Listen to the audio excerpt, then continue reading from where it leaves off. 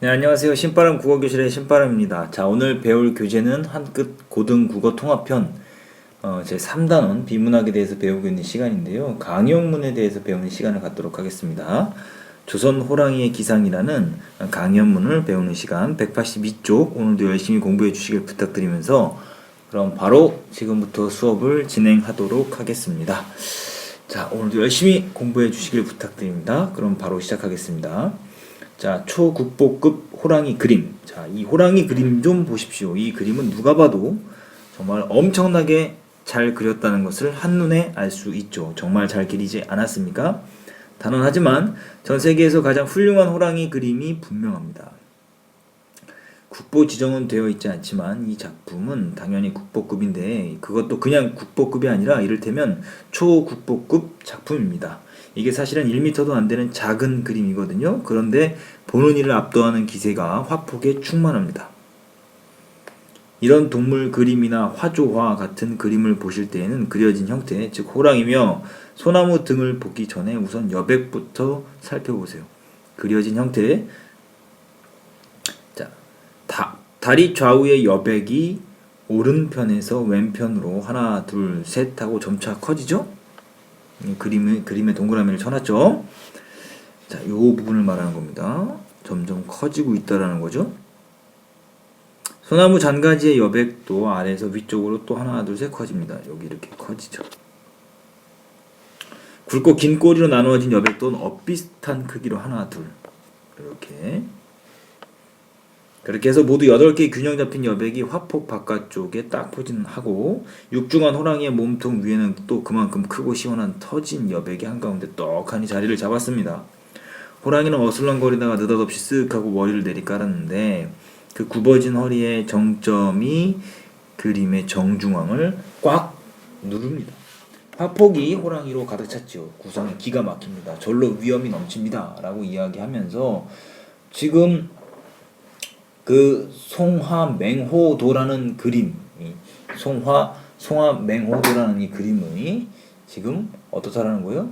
여백과 구성을 분석적인 방법으로 지금 묘사하고 있어요. 이 부분 한번 꼭 정리를 해둬야 될 것 같아요. 여기 기억으로 묶으시고요. 여기 니은으로 묶으시고 일단 필기해 봅시다.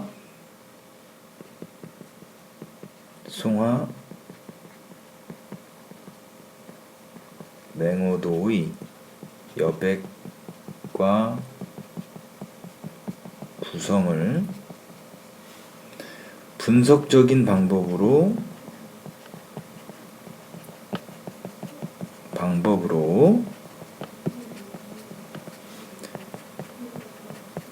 묘사하고 있다라는 거죠.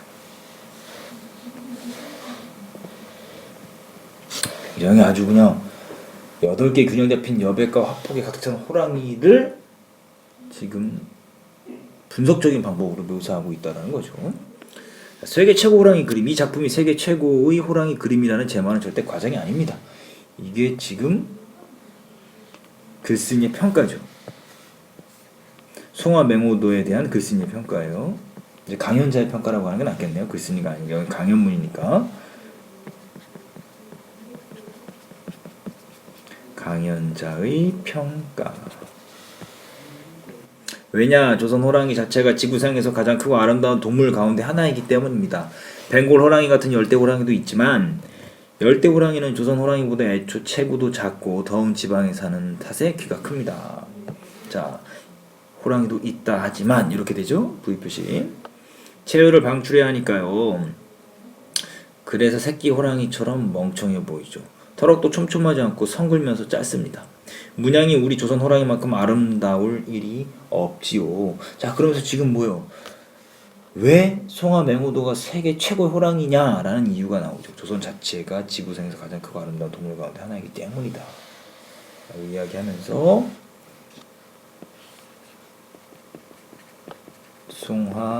송화맹호도가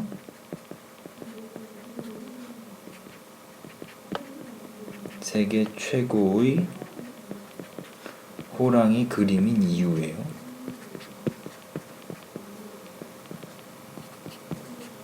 이유 1번.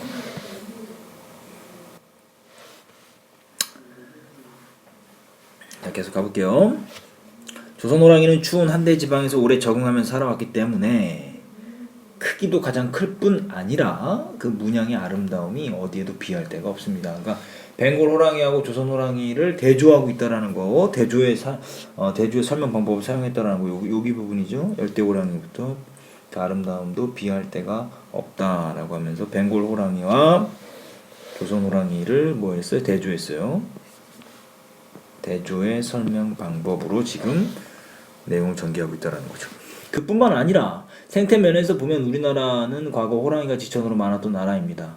정조 때도 지금 남태령 고개 같은 곳엔 밤에 호랑이가 무서워서 넘을 수 없었다는 기록이 남아 있습니다.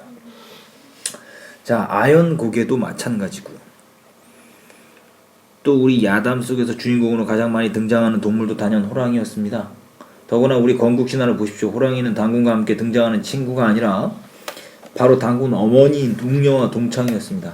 아름다운 호랑이가 그토록 많았고, 기억으로 묶어보시고요. 또 역사적 문화적 연원까지 깊다 보니 조선 사람이 전 세계에서 가장 아름다운 호랑이 그림을 그릴 수밖에 없는 조건은 다 갖추어진 셈입니다. 자, 기억 니은으로 묶은 부분, 송화 맹호도가 세계 최고의 호랑이 그림인 이유 2번입니다. 다음 페이지 넘어가죠.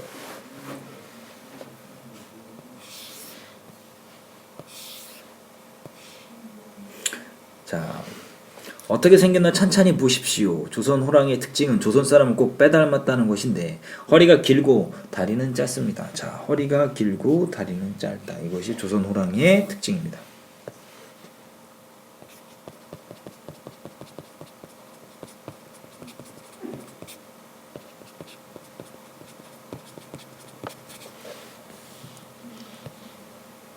자, 그리고 계속 가볼게요.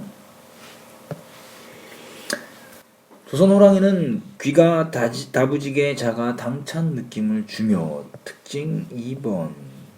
또 꼬리가 아주 굵고 길어서 천지를 휘두를 듯한 기계가 있습니다. 특징 3번. 그리고 발이 소담스럽게 크지요. 특징 4번. 이렇게 육중하면서도 동시에 민첩하고 유연해 보이는데 특징 5번. 그 얼굴은 위험이 도도하다는 느낌이어서 얼굴은 위험이 도도하다는 느낌이다. 6번. 겉으로만 으르렁거리며 무섭게 보이는 여느 호랑이 그림과는 완연히 다릅니다. 우리 주변에서 흔히 보는 호랑이 그림들은 뾰족한 바위 위에서 달빛을 받으며 어흥하고 입을 벌려 주홍빛 혓바닥과 날카로운 이빨들을 내보이는 그림이 많은데 그건 일본식 그림입니다. 우리식 그림이 아니에요. 라고 이야기하고 있습니다. 핵심 포착을 좀 정리를 해보도록 하죠. 송화 맹호도의 특징, 이거 중요하니까 오마이노트 정리하시고요. 8개의 균형 잡힌 여백과 한가운데 크고 시원한 여백이 있다. 화폭이 호랑이로 가득 차 있으며 절묘한 구성으로 작품에서 위험을 느낄 수 있다. 자, 송화 맹호도를 세계 최고의 호랑이 그림이라고 주장하는 근거. 조선 호랑이 자체가 지구상에서 가장 크고 아름다운 동물 가운데 하나다. 우리나라에는 과거 호랑이가 지천으로 많았고 야담 속의 주인공으로 많이 등장하는 동물인 만큼 역사적 문화적으로 연원이 깊다라는 거죠. 조선 호랑이의 특징 정리 잘 해두셔야 되겠죠? 6개 특징 잘 정리해 두시길 부탁드립니다. 자, 그 다음에 184쪽으로 가보도록 하죠.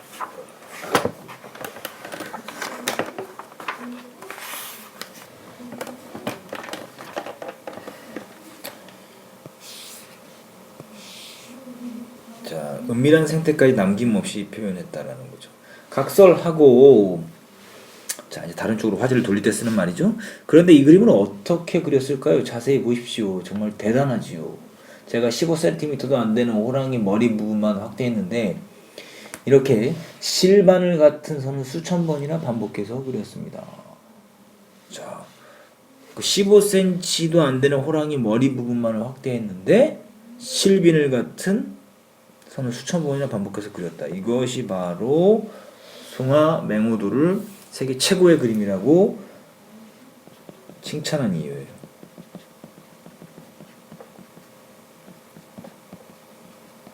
호랑이 그림이라고 강연자가 평가한 이유예요.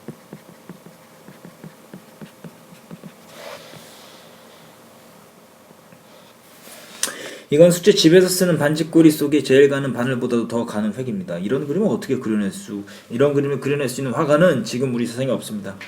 웬만한 화가는 저 다리 한 짝만 그려보라고 해도 혀를 내두를 것입니다. 이런 묘사력은 뭐랄까? 그림 그리기 이전에 정신 수양 문제 같은 것이 전제되어야 가능합니다. 이렇듯 섬세한 필획을 검정, 갈색, 연갈색 그리고 배 쪽의 백설처럼 흰 타로까지 수천 번 반복해서 그렸지만 전혀 파탄이 없습니다. 파탄이 없을 뿐만 아니라 묵직한 무게는 무게대로, 문양은 문양대로, 그리고 특유의 생명체 특유의 유연한 느낌까지 다 살아 있습니다. 아주 섬세한 필획이 느껴진다라는 거죠. 그럼 호랑이를 왜 이렇게 정성스럽게 그렸을까요? 호랑이는 주역에 의하면 큰 사람, 즉 대인을 뜻합니다. 대인. 호랑이의 상징적 의미예요.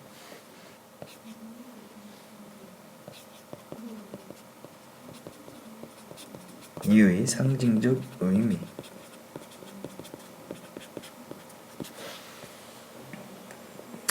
온 세상을 진정 아름답게 변화시킬 큰 덕을 펼칠 사람을 상징하는 그림인 까닭에 이토록 자주 정중하고 치밀하게 그린 것입니다.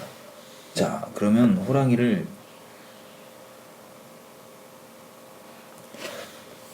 이렇게 정성스럽게 그린 이유가 뭐냐? 큰 덕을 펼칠 사람을 상징하는 그림이기 때문에 그렇다는 거죠. 호랑이를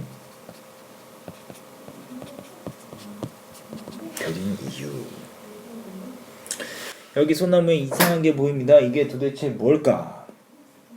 제가 늘 이게 궁금해서 야생 호랑이 연구가인 임순남 씨 자택을 찾아가 물었습니다. 아니 이게 도대체 뭡니까? 어떤 화가가 바보같이 가는 잔가지를 큰 둥치 가운데다 평행하게 그릴 리도 없고 솔잎도 달리지 않았으니까 말이지요 라고 했는데 지금 소나무를 확대했어요. 질문했어요.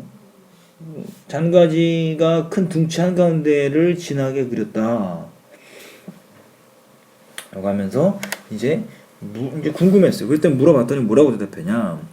이런 것까지 다 가르쳐주면 안 되는데 그러면서 가르쳐 주셨습니다. 사실 애초에 제가 맨 처음 이 호랑이 그림을 보이면서 물었던 건 이놈이 암놈입니까 순놈입니까 했습니다. 그랬더니 그건 아래가 보이지 않아서 알 수 없지요 하더군요. 그 대신 나이를 알 수 있다면서 한 4살 전후라고 합니다. 호랑이는 5살에 어른이 되는데 3살까지는 엄마랑 살면서 사냥을 배웁니다. 3살에서 5살까지는 대개 자기 혼자서 영역을 개척하는데 아직 서툴러 어렵사리 사냥에 성공해서 배부르게 먹고 나면 아주 기분이 좋아져서 나무 줄기에다가 발톱을 세워서 이렇게 북북 긁어내린다고 그래요. 여기는 내 땅이니까 얼씬하지 마라 라고 영역 표시인 셈이죠. 바로 그때 긁어내린 자국이 암으로서 생긴 흔적이라고 합니다. 그러니까 이 큰 둥치 아래 있는 그 상처, 이제 나무에 난 상처, 결국 이게 뭐냐? 이게 질문이었죠? 이게 대체 뭡니까? 라고 했어요. 여기 솔잎 달리지 않았으니까요. 이거는 바로 내 땅이라는 영역 표시인 셈이다라는 거죠. 그거에 대한 대답이죠.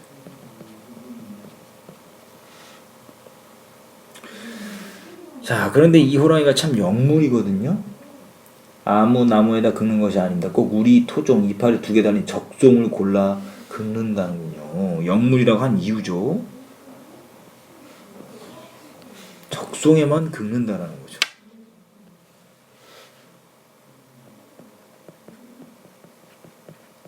호랑이를 영물이라고 한 이유. 이 아래 검은 점이 여기저기 후두둑 떨어지는 거 보이는데 이것이 바로 적성 껍질이라고 합니다. 정말 대단하죠? 호랑이를 기막히게 그렸을 뿐만 아니라 그 은밀한 생태까지도 남김없이 표현하였습니다. 정말 이렇게 조선 호랑이의 은밀한 생활과 털어까지도 섬세하게 표현했다. 그렇기 때문에 조선 아니 세계 최고의 호랑이 그림이다 라고 칭찬할 만하다라는 거죠. 자, 185쪽으로 가보도록 하겠습니다.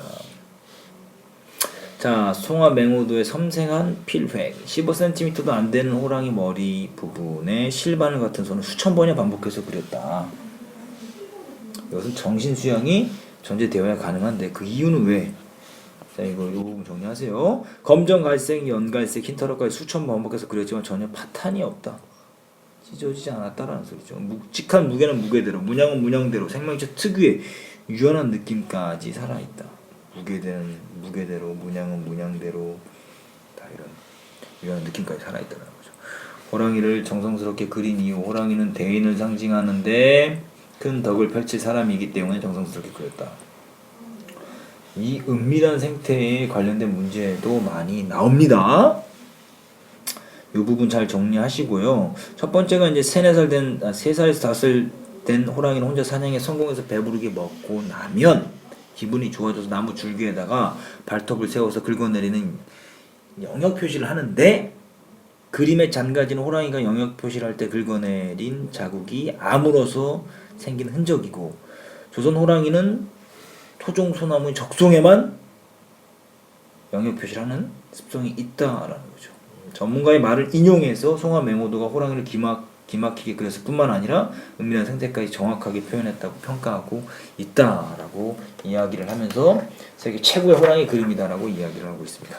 자, 이렇게 해서 조선 호랑이의 기상 마무리가 다 됐는데요. 자, 그러면 우리 정리해보는 시간을 갖도록 하겠습니다. 자, 글의 종류 아까 선생님 처음 이야기했었죠? 갈래는 강연문이다. 주제는 송화 맹호도라는 그림에 나타난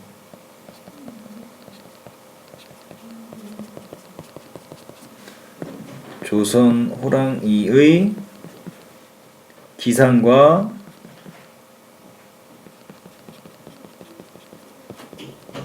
생태가 바로 주제입니다. 자, 특징은요, 그림 자료를 활용해서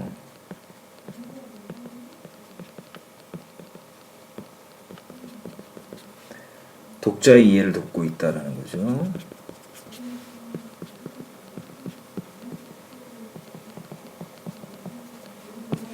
자, 그리고 두 번째는 비교 및 대조를 사용했다라는 거죠.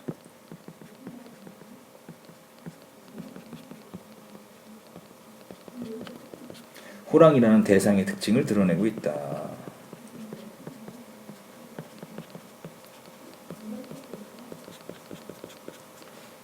그리고 마지막 세 번째는요, 전문가의 말을 인용해서 신뢰성을 획득했다라는 거죠. 자, 이렇게 해서 조선 호랑이의 기상, 이제 갈래의 특징, 그리고 주제, 갈래까지 우리가 정리했는데요. 오늘 배운 부분 오마이노트로 정리하시고 관련 문제 풀어보시는 것이 숙제입니다. 오늘도 열심히 공부해 주셔서 감사합니다. 그럼 다음 시간에 다시 만나요. 소년이여, 야망을 가져라.